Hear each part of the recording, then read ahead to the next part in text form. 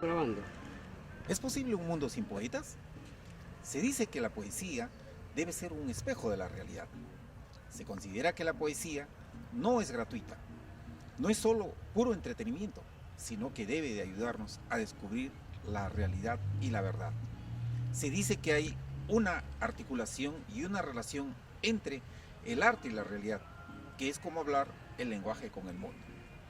Un poeta es el artista que tiene la capacidad de plasmar en sus trabajos sus sentimientos, ideas, emociones. El poeta no es un loco de la sociedad, es sin duda un trabajador de la cultura, un intelectual que piensa, que siente y que escribe. Ya el poeta cubano José Martí nos decía, ¿quién es el ignorante que sostiene que la poesía no es indispensable para los pueblos? Entonces nos preguntamos, ¿cuál es el compromiso que deben de tener los literatos, los poetas, en la construcción de una sociedad más justa? La poesía muchas veces se suele distinguir en pura, es decir, aquella que está preocupada en construir mundos verbales fuera de la realidad.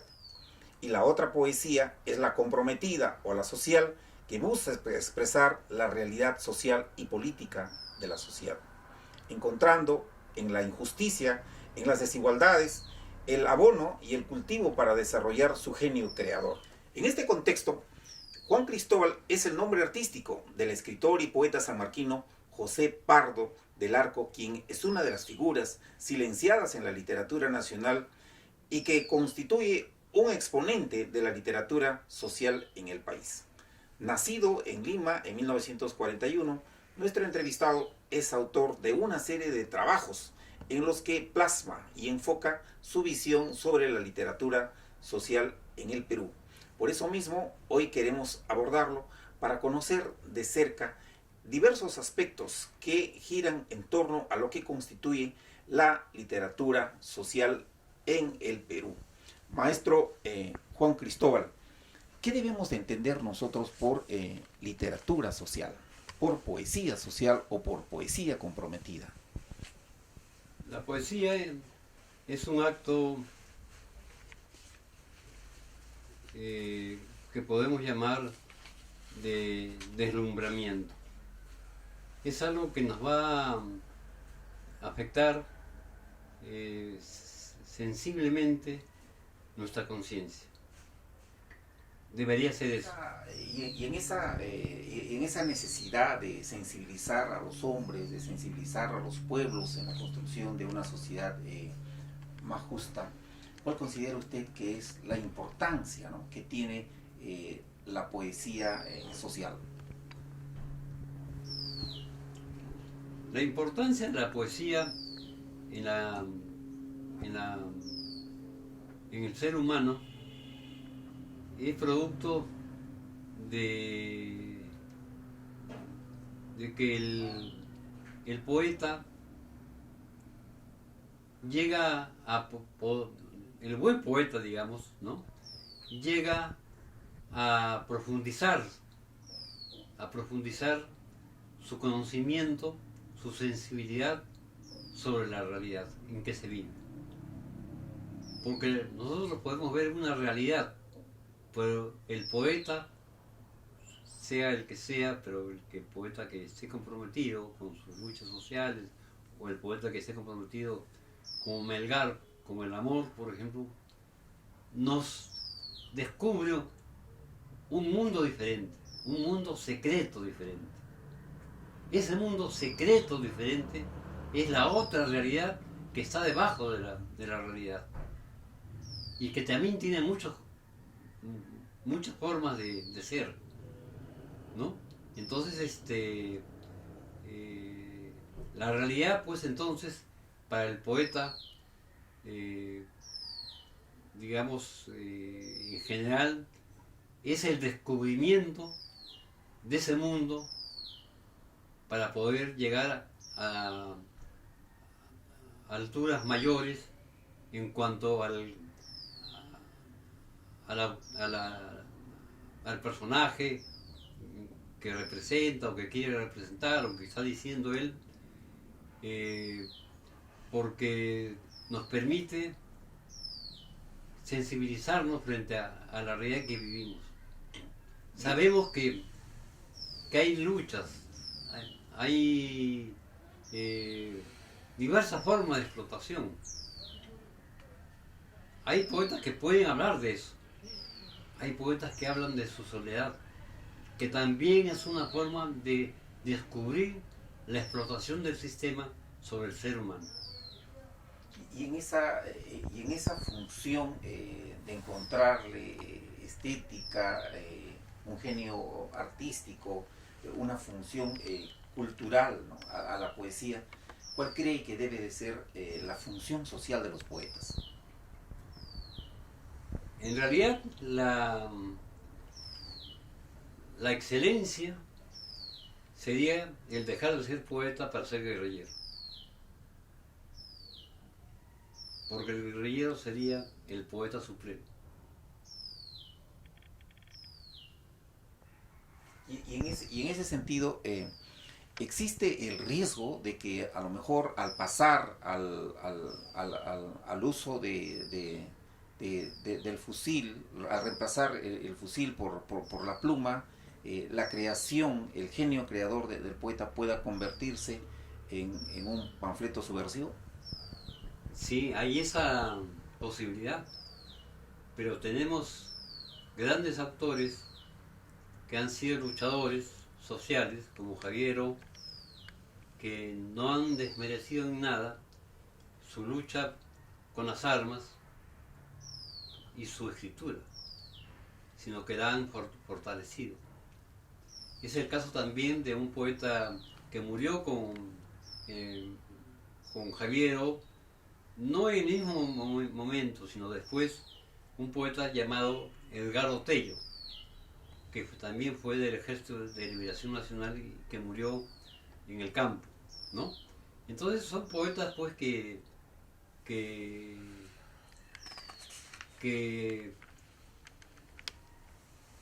no han variado, o sea, no se han dejado llevar por las armas porque sí, sino que han juntado ambas cosas, armas y sensibilidad poética, ¿no?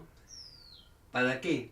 Para que la poesía no se desnaturalice, sino se engrandezca. Eso es importante, que uno vea que su lucha, que uno puede estar haciendo desde el campo, desde la ciudad, desde los obreros, desde los estudiantes, todo eso, si es además escritor, puede hablar de eso, pero puede hablar también de un sentimiento que él siente sobre eso. Entonces, lo importante es que no se desmerezca la calidad poética o literaria del escritor.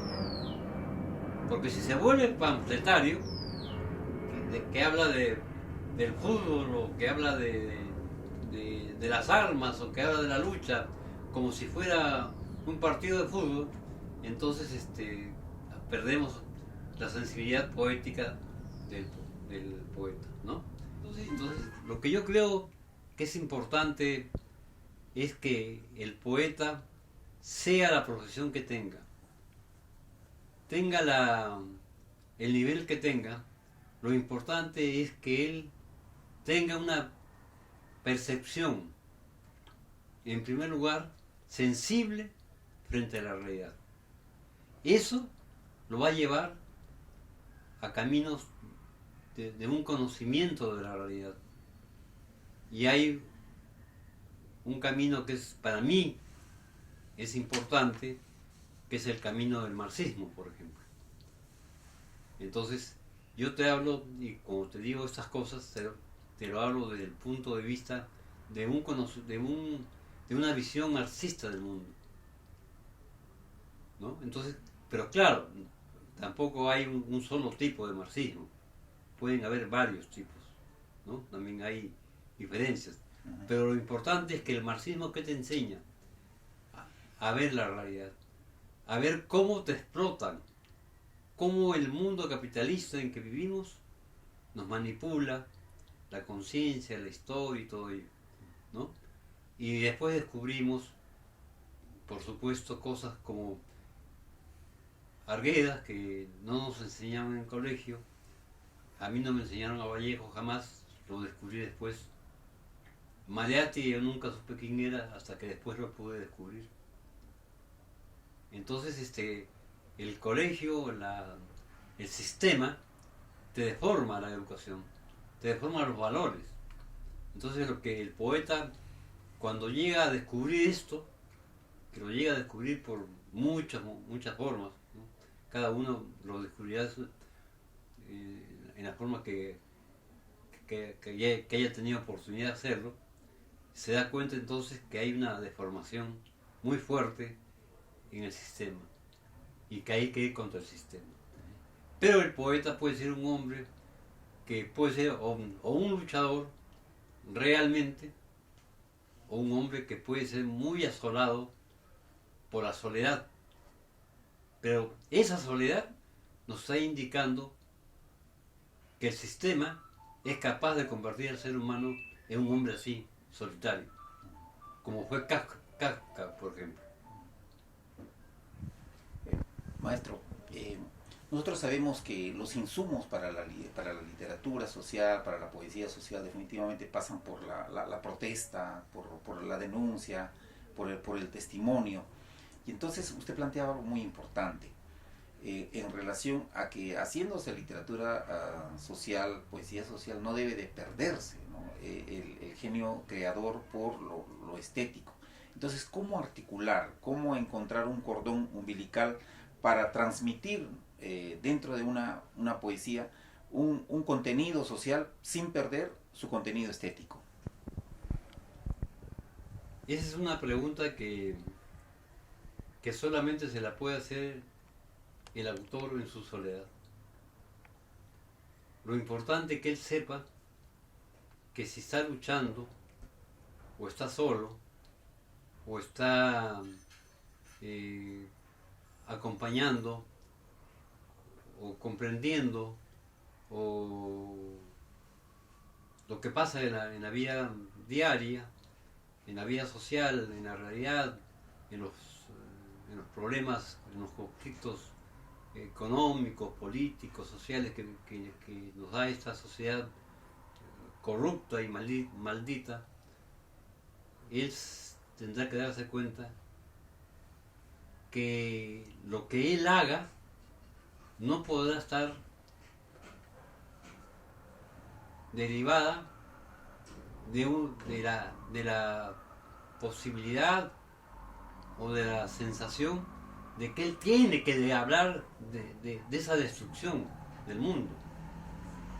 Porque si lo hace sin que él lo sienta profundamente, o que lo conozca profundamente, entonces va a declinar su labor personal o literaria. Yo no puedo hablar de una guerrilla, o no puedo hablar de una lucha social, de un sindicato, si no he estado metido en el sindicato y si no he luchado en el sindicato. No puedo imaginármelo, no, porque no siento, no sentiría, no tendría sensibilidad de lo que se pasa, de lo que se padece en la lucha social, para poder hablar realmente de esa situación y poder conmover al lector. Porque lo importante es que lo que uno haga pueda conmover al lector para causas justas y mayores. ¿Cuál considera usted que ha sido la trayectoria histórica de la literatura social en el Perú? ¿Quiénes serían los principales exponentes de la poesía comprometida en el Perú? Te hablo, por ejemplo, del caso de Melgar. Melgar es un poeta que revolucionó el país, revolucionó la literatura peruana. Y es considerado por la cultura oficial como un romántico más, ¿no? Sin embargo, Melgar fue un hombre que luchó y que murió joven. Eso no se dice, se oculta.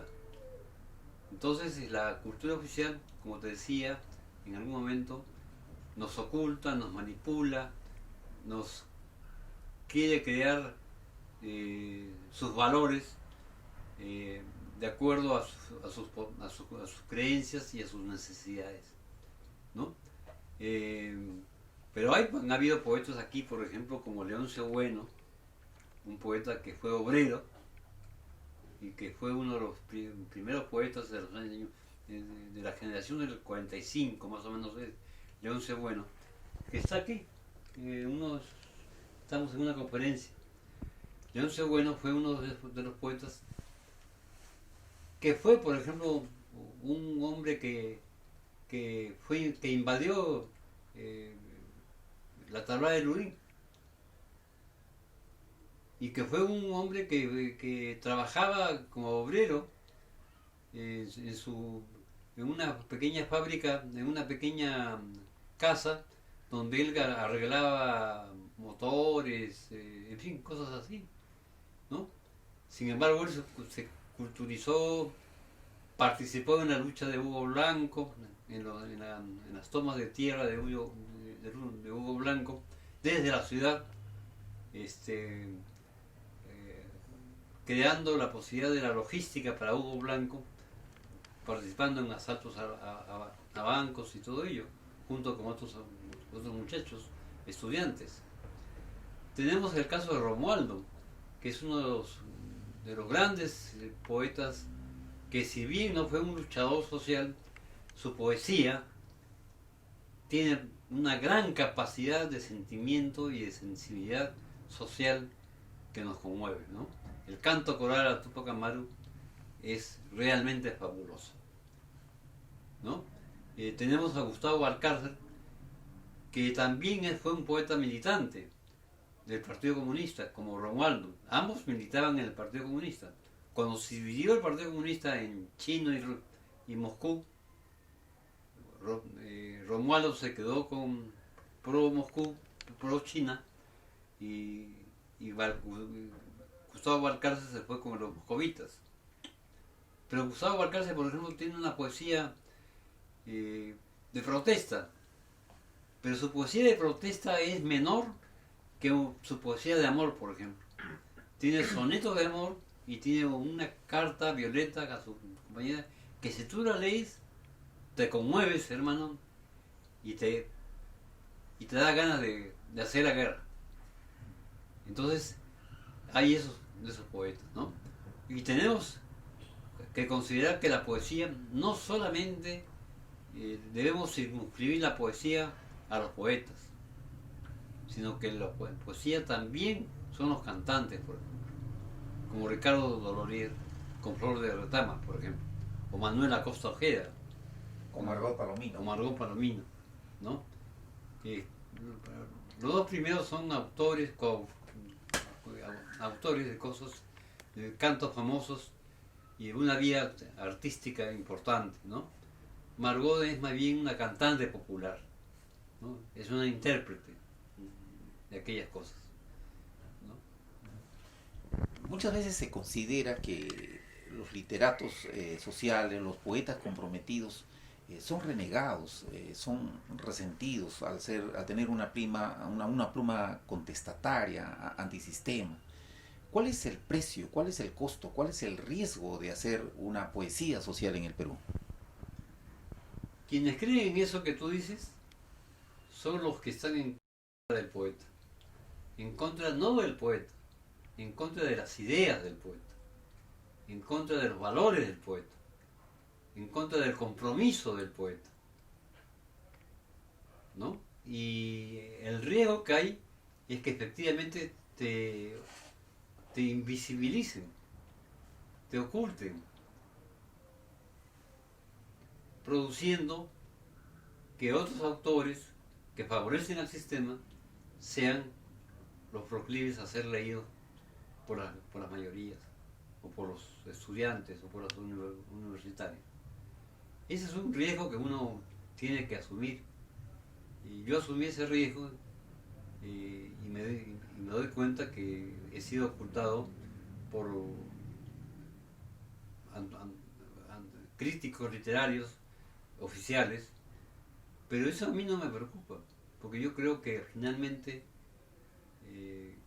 ojalá, creo yo, que el tiempo y la historia dirá lo que fue la obra de cada uno. Uno tiene que exponerse a todo tipo de riesgo para poder llegar a hacer lo que piensa, lo que cree y lo que cree que debe ser bien para el bien de todo el país. Y precisamente usted es uno de los intelectuales, de los escritores, de los poetas de la generación del 60 y lamentablemente encontramos pues que ha sido olvidado, silenciado en las páginas oficiales de la literatura peruana. ¿Es tal vez por adoptar una posición de hacer literatura, poesía social? No solamente por hacer poesía social, sino que yo he tenido, como verás tú, te voy a entregar mis memorias, me publicaron en el año 2016, donde yo he tenido diferencias muy notorias con intelectuales, no literarias, sino sociales y políticas. Entonces, claro, cuando tú tienes, yo por ejemplo he tenido diferencias sociales y políticas muy fuertes con Nostroza, Rodolfo Nostroza, por ejemplo, con Arturo Corcuera, con, con Antonio Cisneros, con González Viaño, que tú vas a leer ahí mis discrepancias, que son discrepancias de principio, no son discrepancias por peleas porque, porque quién es mejor, sino simplemente era una discrepancia de principios respecto a quién o cómo uno debe enfrentarse, cómo debe enfrentar uno una realidad para hacerla mejor, ¿no? Sería largo de contarte que la historia de Nostroza porque es enorme, pero te digo que ese es lo que uno tiene que pasar y saber que va a ser silenciado. Pero finalmente a uno no debe interesarle el silencio. A uno lo que debe interesarle es la capacidad de poder hacer una buena literatura. Una literatura que tú la sepas comprometida, la sepas seria, la sepas lúcida, la sepas justa, para poder llegar en algún momento a las mayorías, si fuese el caso, ¿no? Sin embargo, fíjate, yo el año 2014, publiqué un último libro que me publicó una editorial que no conocía, que se acercó y me publicó un libro llamado Desde una aparente serenidad. Ese fue el último libro que escribí.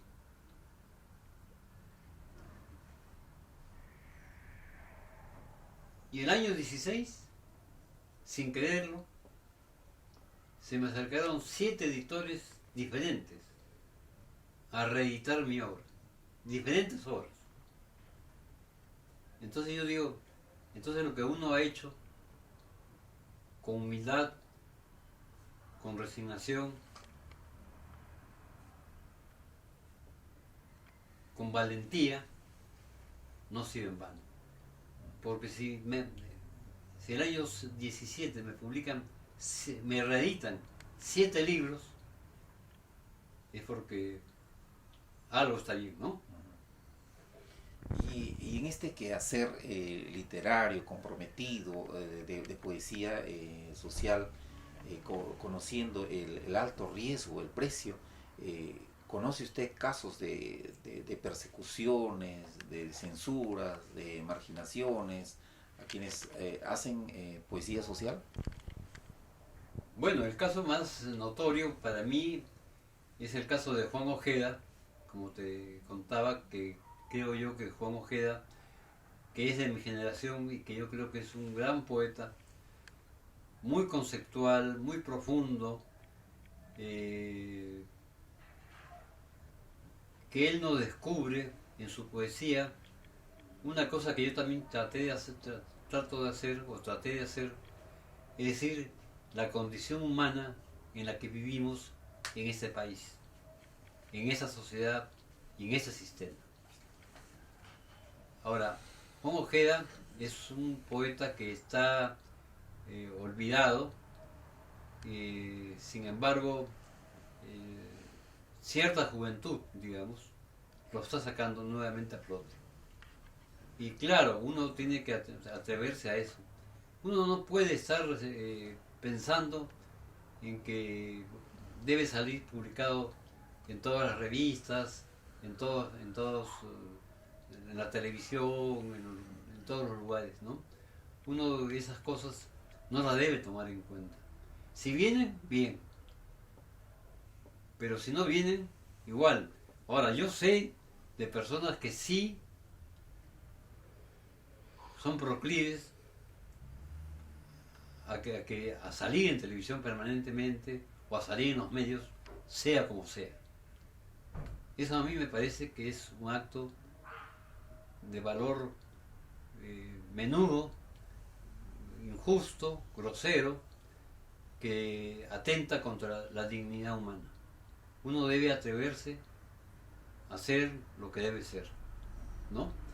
Y lo que te decía hace un momento era que el mejor, y eso lo dije alguna vez, que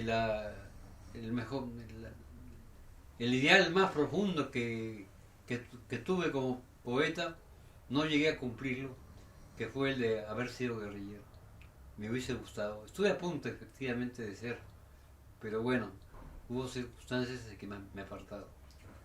¿Y cuáles fueron esas circunstancias para no cambiar la pluma por el fusil? Fue que yo militaba en el MIR de Luis de la Puente Uceda, y cuando cayó Luis de la Puente Uceda, ya muerto el 23 de octubre del año 65, prácticamente el movimiento que estaba que era el MIR, un poco como que se deshizo, digamos, se convulsionó, se dividió también. Y en algún momento hubo gente que quiso reiniciar la lucha armada, pero quizás no hubo oportunidad de hacerlo. No hubo la oportunidad de reiniciar la lucha armada. Tal vez nos faltó más esfuerzo, más dedicación, más empuje para poder hacer lo que De la Puente hubiese querido que hubiésemos hecho, ¿no? Pero tal vez nos faltó, yo digo, más valentía. Eso lo he dicho también alguna vez públicamente, que tal vez fuimos un poco cobardes en no seguir el camino que nos trazó Luis de la Puente Uceda.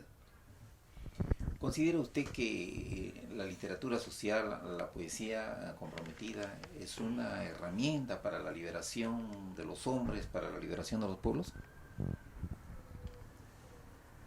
Por supuesto, en la medida en que no se traicione a sí misma y sea panfletaria, sino que sea real, digna y justa.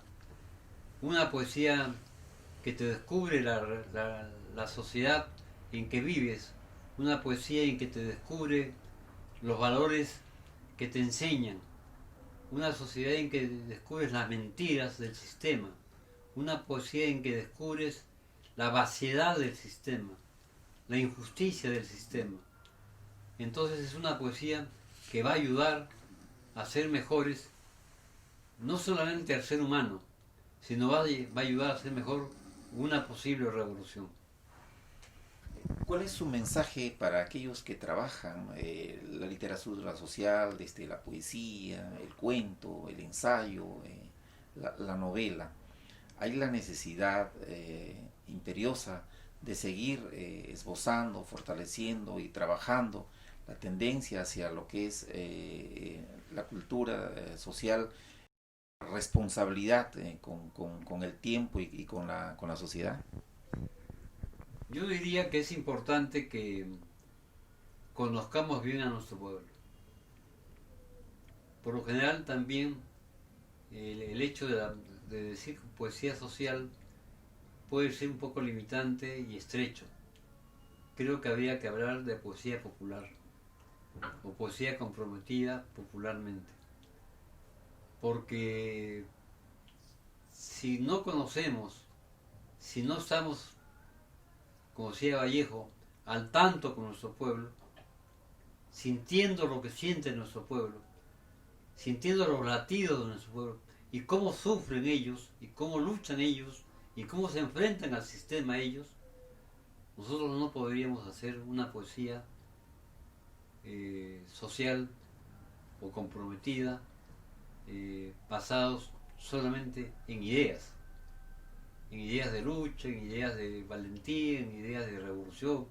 No, eso tiene que ser concreto, eso no es abstracto, eso no es metafísico.